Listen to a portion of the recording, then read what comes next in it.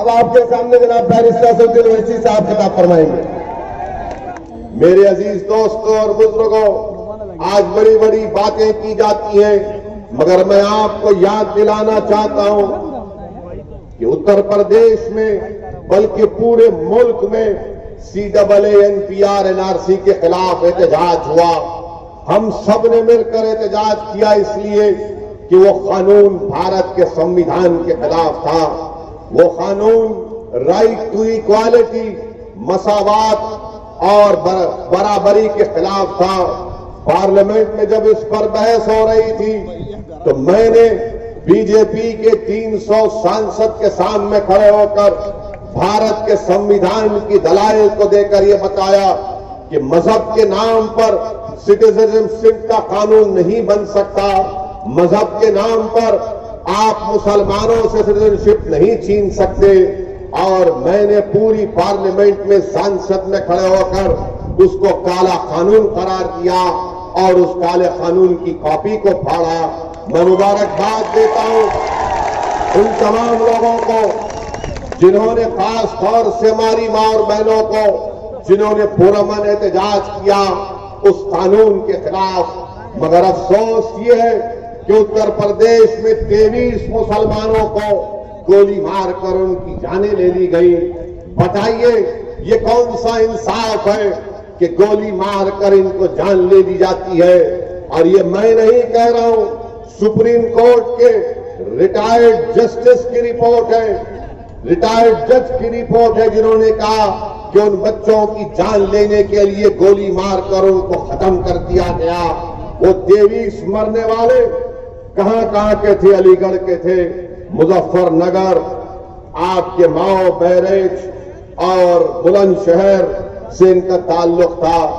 میرے عزیز دوستوں اور بزرگوں، یہ اس طرح سے اگر سنویدھان کی دھجیاں اڑائی کی جاتی رہیں گی تو بتائیے پھر ہمارے ملک میں جمہوریت کا کیا ہوگا؟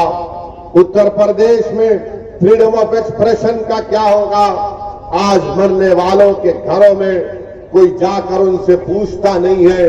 وہ 23 لوگ جو مر گئے، آج دنیا ان کے گھر کی طرف رخ نہیں کرتی۔ کوئی اس مرنے والے ماں کی بیٹے سے جا کر نہیں پوچھتا کہ اے ماں تو سکون میں ہے یا نہیں۔ مرنے والے بیٹے کے باپ کے پاس کوئی جا کر اس سے پوچھتا نہیں ہے کہ چچا آپ کی زندگی کیسے گزر رہی ہے۔ اللہ ہی بہتر جانتا ہے کہ جن لوگوں کی جانیں چلی گئیں آج ان کے گھر میں کتنا غم ہوگا، کتنی تکلیف اور کرب میں اپنی زندگی گزار رہے ہیں۔ مگر میں آپ کو یہ بات بتانے آیا ہوں کہ یاد رکھو میرے عزیز دوستوں اور بزرگوں، اس ملک اور اس ملک کے سنویدھان کو بچانے کے لیے ہم کو اپنی جان کے نذرانے بھی دینا پڑے تو ہم دیتے رہیں گے۔ اگر ہم کو اپنی جان قربان کرنا پڑا تو یقیناً انشاءاللہ تعالی اگر میں آپ ایک خون کا خطرہ بہائیں گے، میں آپ سے وعدہ کر رہا ہوں کہ میں ہمیشہ اللہ سے دعا کرتا ہوں کہ اللہ تو مجھے جب تک اس دنیا میں زندہ رکھے گا مجھے ایسی زندگی دے کہ دم واپسی تک میں تیرے سامنے سجدہ کروں، اقتدار کی کرسیوں پر بیٹھنے والوں کے سامنے اپنے سر کو نہ جھکاؤں۔ میں ہمیشہ اللہ سے دعا کرتا ہوں کہ رب کریم آپ مجھے جب تک زندہ رکھیں گے میری زبان آپ کے ذکر سے تر ہوتی رہے۔ میں اللہ سے ہمیشہ دعا کرتا ہوں اور کرتا رہوں گا کہ اللہ تو مجھے جب تک زندہ رکھے گا مجھے میری زبان میں وہ طاقت دے کہ میں ظالموں کے سامنے کھڑے ہو کر ان کے ظلم اور انصاف کا مطالبہ کرتا رہوں۔ میرے عزیز دوستوں اور بزرگوں، اللہ مجھے جب تک زندہ رکھے گا یہ میری زندگی کا نصب العین ہے۔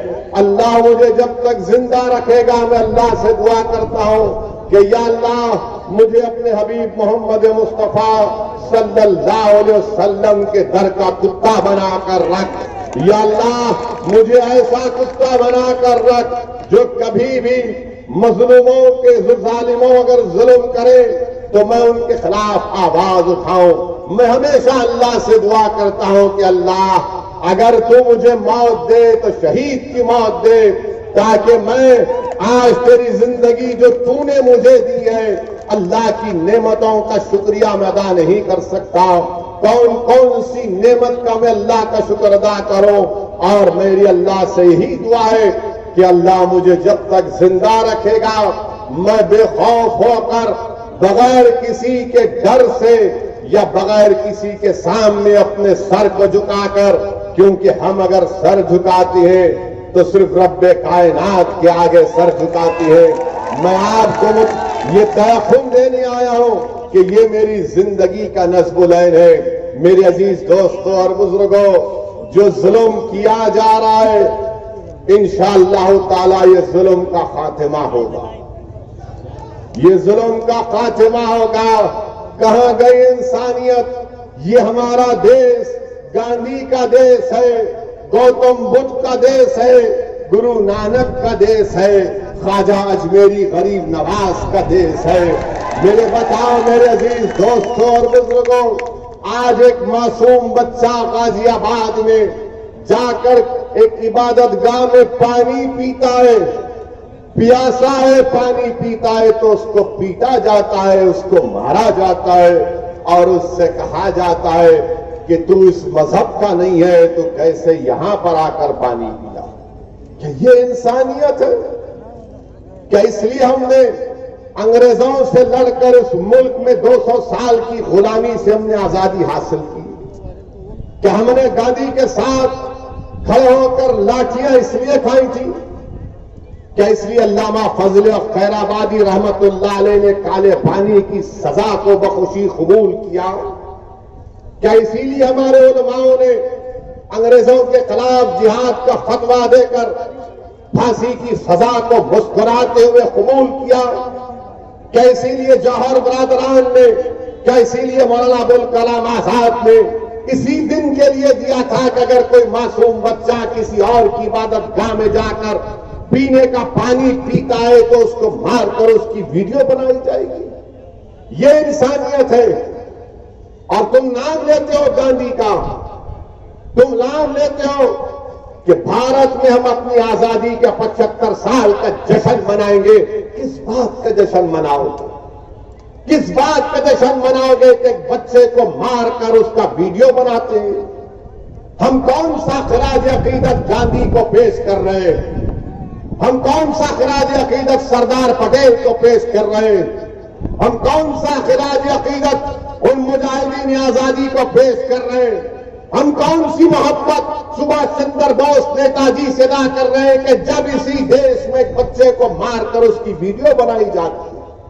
شرم آنی چاہیے ان لوگوں کو جو ایک معصوم بچے کو پیٹتے ہیں۔ چلو بھر پانی میں ڈوب مرنا چاہیے ان لوگوں کو جو نفرت کی فضاؤں میں اضافہ کر رہے ہیں۔ ارے عبادت گاہ کسی کی بھی ہوگی، تم بھگوان کی پوجا کرو یا اللہ کی کرو یا گوتم بدھ کی کرو، مگر انسانیت تو سب سے بڑی چیز ہے۔ اگر میں اچھا مسلمان، اگر میں اچھا انسان نہیں ہوں تو میں اچھا مسلمان نہیں بن سکتا۔ اچھا مسلمان بننے کے لیے اچھا انسان بننا پڑے گا، اور اچھا انسان بننے کے لیے کملی والے آقا نے کیا کہا تھا کہ تم زمین والوں پر رحم کرو، آسمان والا تم پر رحم کرے گا۔ یہاں رحم نہیں کیا جا رہا ہے، یہاں پر رحم نہیں کیا جا رہا ہے، یہاں پر ظلم کیا جا رہا ہے، یہاں پر نفرت کے اضافہ کیا جا رہا ہے۔ بتاؤ جب یہ نفرت اتنی پھیل جائے گی تو پھر ملک میں کیا ہوگا؟ کون ایکسٹریمزم کی طرف جا رہا ہے؟ کون ریڈیکلائز ہو چکا ہے؟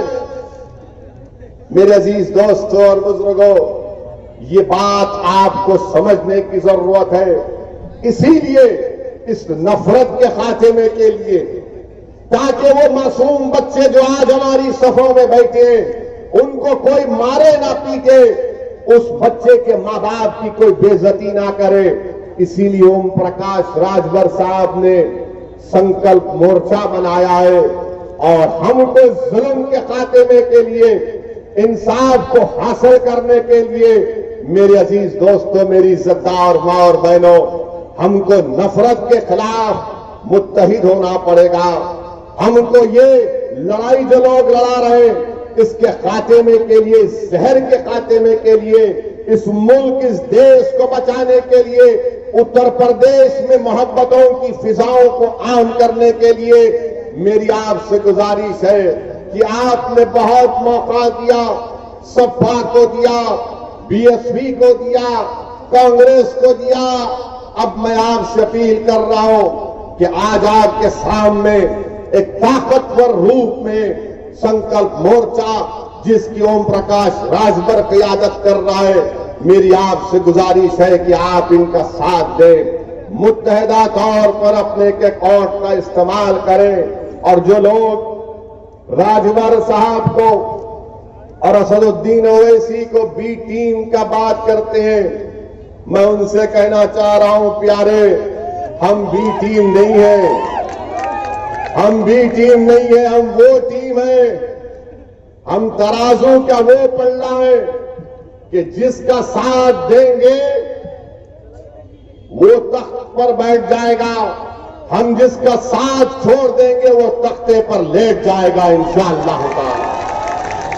تو اب تم اپنی فکر کرو اور تم وہ بات یاد رکھو، یہ تمام نام نہاد سیکولر پارٹی سے کہنا چاہ رہا ہوں جو یہ سمجھتے ہیں کہ مسلمان ہو یا راجور ہو یا دلت ہو یا بیکورڈ کلاس ہو، اس کا تو ہمارے جیب میں ہے نہیں۔ اب تمہاری جیب میں کوئی چیز نہیں رکھا گیا ہے، تمہاری جیب خالی ہو چکی ہے، تم بے ایمان تھے اس لیے تمہارے لوگ تم کو چھوڑ کر چلے گئے۔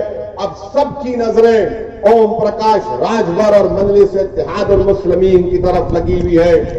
آج ہم جہاں کہیں بھی جاتے ہیں الحمدللہ لوگ جمع ہو کر ہمارے حوصلے کو بلند کرتے اور کہتے ہیں کہ آگے بڑھیے، اتر پردیش کو بچائیے، اتر پردیش میں ایک نئی سیاسی قیادت کی اور ایک نئی سیاسی فضاؤں کو پیدا کرنے کی ضرورت ہے۔